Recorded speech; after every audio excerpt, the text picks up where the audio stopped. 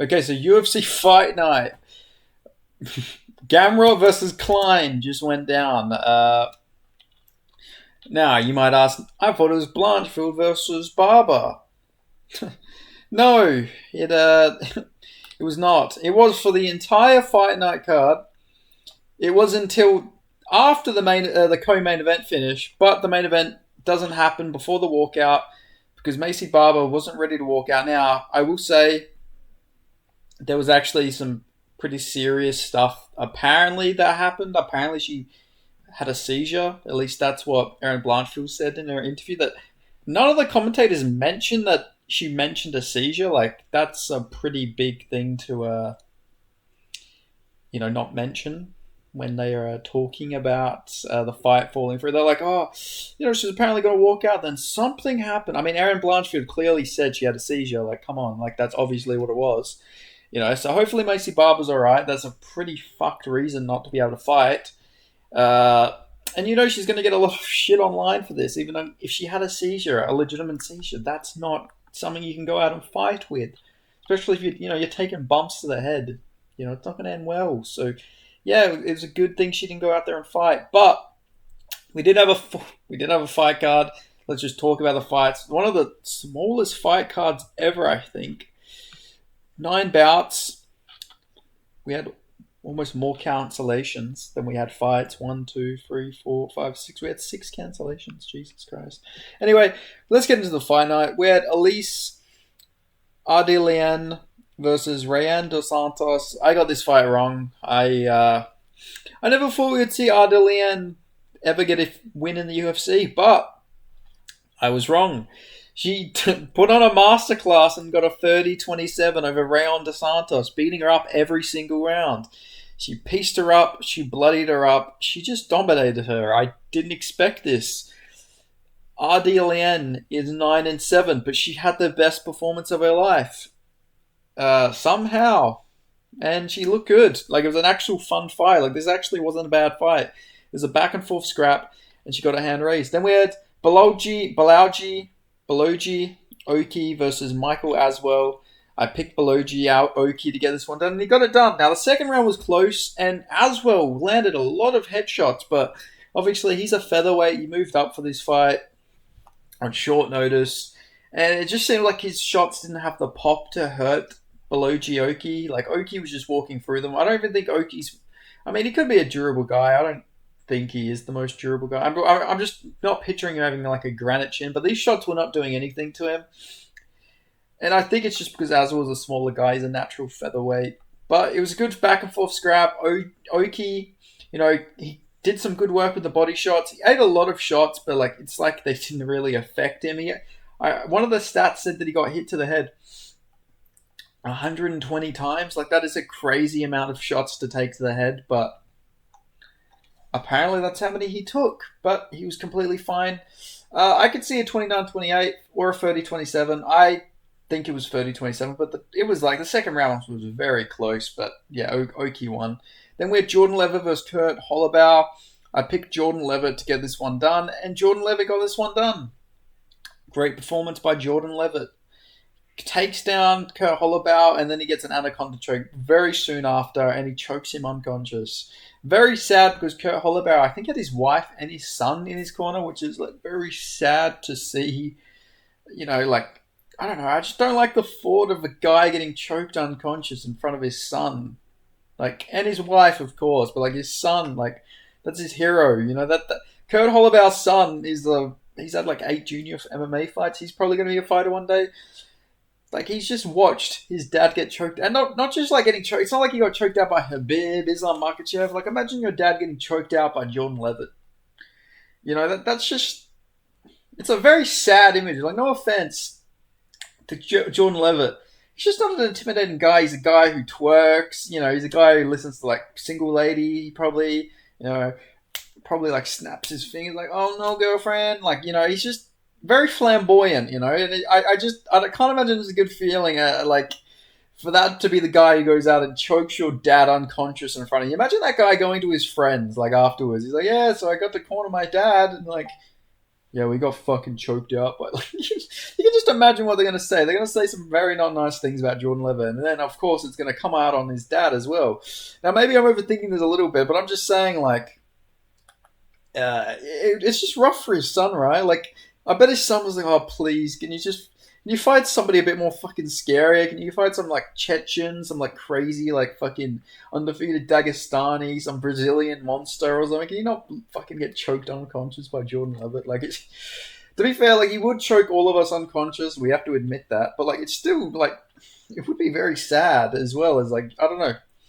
I can't imagine Kurt Holloway as a guy who wants to get choked out by a guy with the personality of Jordan Levitt. But regardless, Jordan Levitt gets it done. Great performance. He called himself a bum in the post-fight interview. Like he said he was a bum, now he's not. That was very, that was a very interesting comment to make. But I like the sentiment. He's meaning he's rapidly improving. He's trying to get better. I like that aspect of it. But anyway, then we had Alan Nascimento versus Jafel Filho. Now, Jafel Filho. I picked Nascimento to win this. I also picked Jordan Levitt before just to put that out there. But yeah, this fight, I picked Nascimento to beat Filho. And oh my god, it got really scary in the first round. But thankfully, Filho, he snatched victory. He snatched defeat from the jaws of victory because he fucked himself over in this fight. I don't know why. He jumped the back, fell down, got laid on top of. Second round, gets reversed. He's stuck there for the rest of the round. He loses. Very, very silly fight IQ errors from Jafel Filho. I don't know why he didn't strike more. I feel like he was the better striker. He was having a lot of success, but he got greedy, jumped the back, fell off, and he lost. Very stupid way to lose a fight because he was clearly dominating that first round. Now, he did gas out in the third round, but the second round would have been his if he didn't jump the back. But thank God he did because I got my pick right. Then we had Zachary Reese versus Dusko Todorovic. Now, this was a close fight. Very close fight, but I did think Reese probably got it. I thought he won the last two rounds, which is crazy that he lost the first round. Like Zachary Reese, the fucking one-rounder bust type of guy. He was the one who had to come back and like he was the fresher guy. Like that's crazy to me. But Dusko just wrestled crazily. Wrestle. First round. You know, we had I don't know if I'll get flagged for this, but we had like the AB prison version of Logan Paul versus fucking middleweight Bull Dustin in this fight, and Zachary Reese got the comeback decision after having to stuff so many takedowns, ground and pound, everything that first round, and then he sort of broke Dusko a little bit. I wouldn't say broke him because he didn't finish him, but he was clearly the fresher guy. And he got a win in a very close fight, but I thought it was a clear. Well, not clear. I could see how someone could probably have it for Dusko, but I thought Reese got it 29-28. But very close fight, very competitive fight. Not a great look for either guy. Dusko probably gets cut with this fight. He's on like a 3-fight losing streak. Unless they just give him to someone to feed to, like they give him to that Cameroonian middleweight Francis Ngannou guy who's booked against Robert Valentin. Maybe they just book that fight next, give him a quick turnaround, and he kills Dusko. Fuck. Wouldn't surprise me. Dusko's taken some bad damage, but Zachary Reese gets the win. Then we had Ketlin Vieira. Do we have Ketlin Vieira? Okay, yeah, we're running on to Ketlin Vieira versus Macy Chasson. Vieira wins. Very weird, not so great fight. Then we had Dustin Jacoby versus Bruno Lopez. Dustin Jacoby hurts him with a very, he hurt Bruno Lopez with like a finder jab, which was very interesting. It was like, it wasn't even like a shot he had a lot of pop on. It was literally just, I'm trying to find my range. Hits Bruno Lopez and it drops him, and then Dustin Jacoby almost fucks himself because he goes for the clinch when he's got a guy badly hurt in front of him. Didn't go for elbows or anything. It was like he was trying to help Lopez recover, but then he hurt him again and just went for like a 8-punch combo that put out Lopez out cold, and then like a follow-up to just finish the job. Great performance by Dustin Jacoby. Both Dominic Reyes and Dustin Jacoby are on like little career resurgences since fighting each other. Both on win streaks, both on KO win streaks. Which is pretty cool to see. They're both turning their careers around after they fought each other. It shows that both guys are like still very good, obviously. Win ages well for Dominic Reyes. and the loss ages well for Dustin Jacoby, so it was like a win-win. Then we had Ramirez Brahimaj versus Billy Ray Goff. This fight hurt me. This fight really hurt because I'm a big Billy Ray Goff fan. He's a very entertaining fighter, but what the fuck was his game plan in this fight, man? Like, what was he doing? Why did Billy Ray keep trying to wrestle the guy? He got out of like back position. He got back to his feet. Then he just kept clinching and shooting on Ramiz Brahimaj. Why are you not throwing punches? You're the much better boxer than Ramiz Brahimaj. Why are you going into his world? Gets caught in like a ninja choke, guillotine choke, and he gets him out of there, of course. But like Billy Ray wins this fight most times out of 10. But like, for fuck's sake, why did he do that? I just don't get it. I don't know what the game plan there was from Billy Ray Goff. I don't know why he would shoot on him. But again, respect to Ramiz Brahimaj. He acted like he won the UFC welterweight fucking championship in his post-fight interview. He was going nuts. He's, like, I feel like the guy's had like a rough couple years, so, you know, respect to him. But like you're in the apex. Like, chill out a little bit, okay? But it was a very good post-fight interview, but it went for like 7 minutes. It was one of the longest post-fight interviews I've ever seen. He was thanking like Sean Shelby, thanks for giving me a chance, and yeah, it was you know, shout out to Kevin Holland, that crazy motherfucker, and he was like saying all this stuff. He's like, yeah, shout out. He was like shouting at God, you know, Allah. He was shouting out all of this different stuff. He was shouting out like everybody. It was just like, this is, you save it for like when you get like a championship, man. Like, I don't know, you beat Billy Ray Goff on UFC Fight Night Blanchfield versus Barber, like, you know, chill out a little bit. But to be fair, you know, respect to him. He's on a 2-fight winning streak. He's turned his career down a little round, and you know, you got to respect that. He put one of those Albanian hats on DC, which was pretty interesting to see.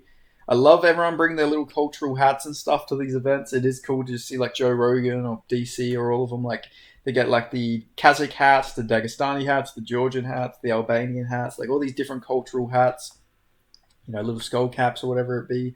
But yeah, it's cool. It's cool to see. But yeah, great performance by Ramiz Brahimaj, but very low fight IQ from Billy Ray Goff. Then we had Mateusz Gamrot versus Ludovic Klein. Mateusz Gamrot gets it done. I picked Gamrot. All the other best predictors were picking Klein, but I knew Gamrot would get this one done.